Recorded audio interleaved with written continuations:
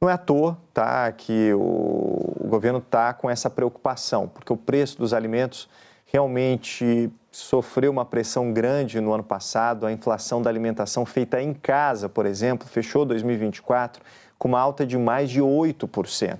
Vamos conversar sobre esse assunto com o Léo Arcoverde, que vai trazer um impacto disso tudo, desses preços, o que está pressionando, então, essa inflação sobre os alimentos, Léo. E mais que está pressionando, Nilson, o que chama muita atenção é a evolução disso, viu? Vamos direto para cá. Gente lembrando aqui, Nilson, que 2023, primeiro ano do governo Lula, a gente teve ali, esse primeiro que vocês estão vendo, assinante, é a inflação IPCA cheio, considerando todos os índices ali, a cesta de produtos que o IBGE calcula na nossa inflação oficial. Ó. Tínhamos dezembro de 2023, 4,62% de inflação, sempre o percentual acumulado dos 12 meses, ficou nesse patamar, né? Até chegar agora, ó, 4,83%, a gente está com a inflação acima do limite da meta ali de 4,5% ao ano. Agora, vamos cruzar aqui, colocar aqui mais dois elementos, alimentação no domicílio e alimentação fora do domicílio, principalmente esse aqui no domicílio.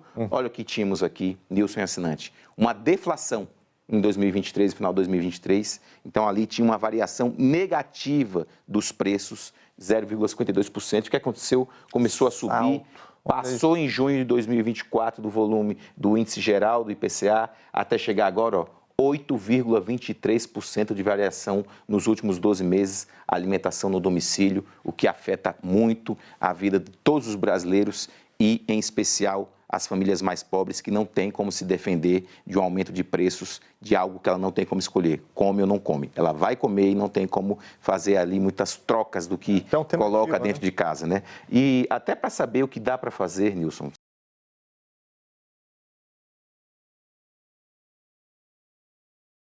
a pessoa gentilmente está com a gente aqui no Em Ponto, porque é algo muito importante. Bom dia, Samuel, bem-vindo mais uma vez por estar aqui de volta no Em Ponto, agradeço sua participação.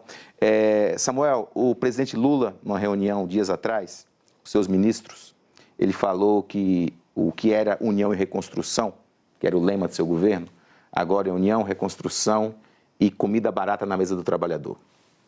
Temos um momento de pressão inflacionária, acabei de trazer aqui, mostrar aqui para o assinante a questão da inflação dos alimentos, e aí eu te pergunto, o ministro falou em medidas, falou em intervenções, depois a Casa Civil falou em medidas, mas na prática tem o que fazer do ponto de vista de política pública? O governo consegue fazer algo? Tem espaço para isso, até fiscal, já que muitas medidas envolvem gastos para conseguir ter, sim, uma diminuição nos preços dos alimentos, Samuel? Bom dia e obrigado mais uma vez pela sua participação aqui. Léo, é um prazer estar aqui com vocês. Você mostrou que o ano passado houve deflação de alimentos, que esse ano houve uma inflação grande, mas se a gente olhar, Léo, a maneira como a gente abre alimentos no domicílio ainda é um item grande. Só para você ter uma ideia, alimentos no domicílio representa 15,6% do IPCA. E a gente sabe que fechou o ano passado numa inflação grande, de 8,23%.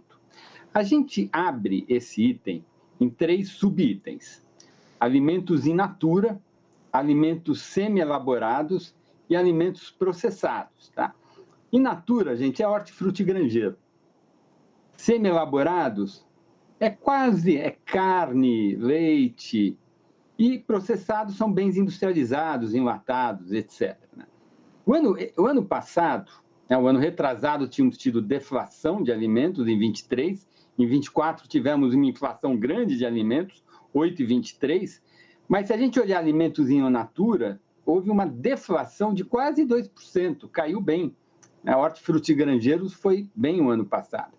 O que pesou mesmo ano passado foram alimentos semi-elaborados, que foi quase 15% de inflação. E o que é semi-elaborados? Entre outros itens, todas as carnes, todas as proteínas.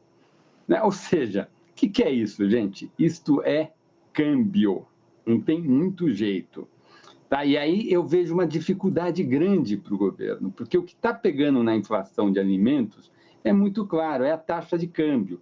O Brasil é o maior exportador de carnes do mundo, nós somos o maior exportador de soja, de milho, disputando com os Estados Unidos. O Brasil é o primeiro ou segundo exportador mundial de alimentos E quando o câmbio desvaloriza, o que acontece? O produtor, em vez de ofertar para o mercado interno, ele oferta para o mercado externo, porque o preço internacional ficou mais interessante para ele. Então, eu diria, o maior problema com relação à inflação de alimentos do ano passado foi a desvalorização da taxa de câmbio. A desvalorização da taxa de câmbio ela é fruto de uma enorme incerteza que existe com relação à dinâmica da dívida pública. Ou seja, bateu nos alimentos a dúvida que as pessoas têm quanto à capacidade de, no médio prazo, o Tesouro Nacional estabilizar a trajetória da dívida pública.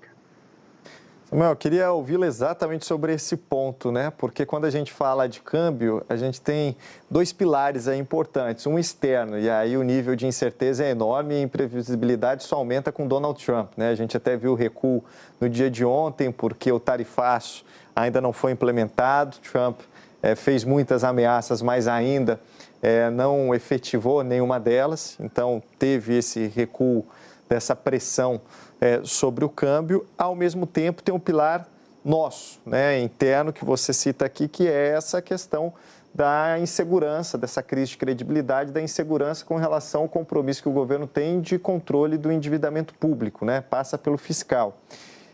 Diante dessa constatação, não tem nada que o governo possa fazer de medidas paliativas ou mais imediatas para conter esse preço, pelo que você tem colocado. Vai passar necessariamente por medidas mais estruturais do ponto de vista fiscal, é isso?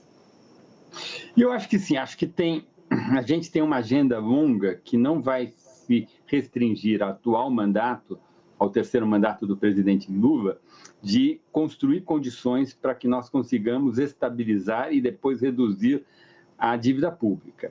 E essa é uma agenda que vai ficar para 2027 e 2028. O presidente Lula já deu sinais muito claros que ele não está disposto a voltar ao tema fiscal, né? Foi feito um pacote positivo no final do ano passado e, pelo que eu entendo, o presidente Lula meio que considera que a contribuição do governo dele à estabilidade fiscal está dada. Agora tem uma série de medidas de pente fino que a Fazenda faz e isso pode melhorar um pouquinho.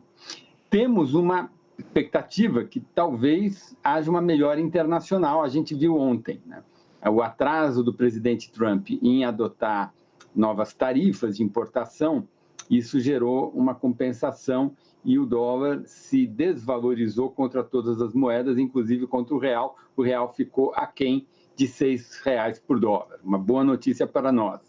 Eu diria que, dada as restrições, tanto políticas quanto econômicas que nós temos, o melhor que poderia acontecer, dado que a economia tem sinais claros de operar além da capacidade instalada dela, ou seja, a gente está com inflação de serviços muito forte, estamos com salários subindo além da produtividade do trabalho há muitos trimestres seguidos, temos uma redução das exportações líquidas, são todos sinais de uma economia testando os limites da sua capacidade, e inflação crescente muito acima da meta.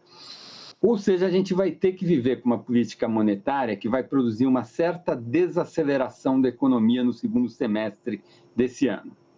Eu diria, o melhor que o governo pode fazer hoje é deixar que a política econômica, tanto a política monetária quanto a política fiscal, que vai ser mais contracionista esse ano, corra o seu curso, produza o seu efeito, a economia desacelera e a gente estabiliza a inflação, mesmo que a um nível mais alto do que a meta, a gente consiga estabilizar a inflação sem que nós entremos numa espiral preços e salários ainda maior.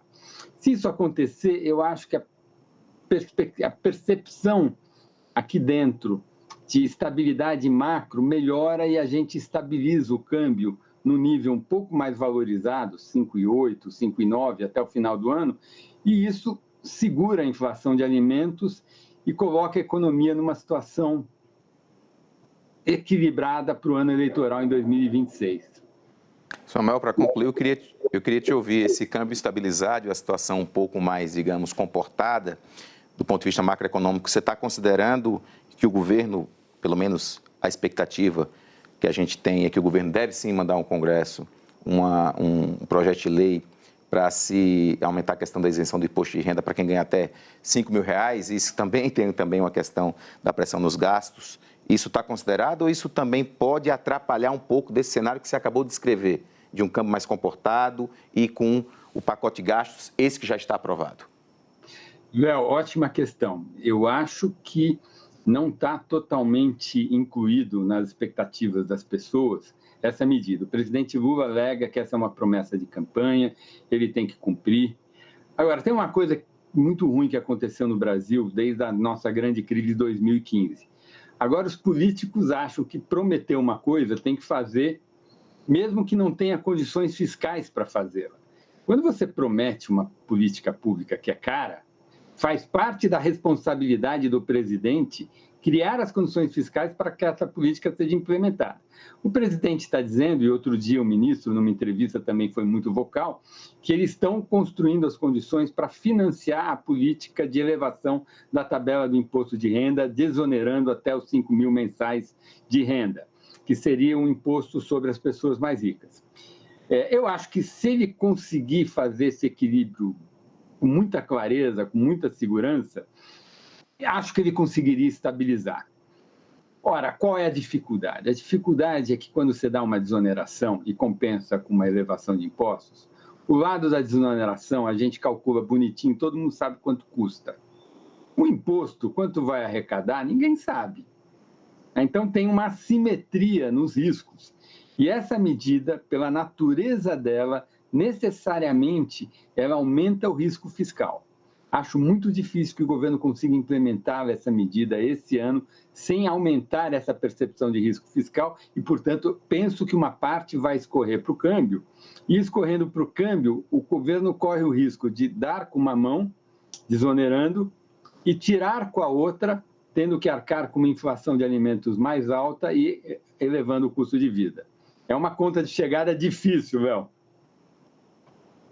Um baita desafio, né, Samuel? Obrigado pela participação ao vivo aqui no Em Ponto. Sempre muito bom contar contigo aqui e ouvi-lo, viu? Obrigado. Um abraço aí, um ótimo fim de semana para você.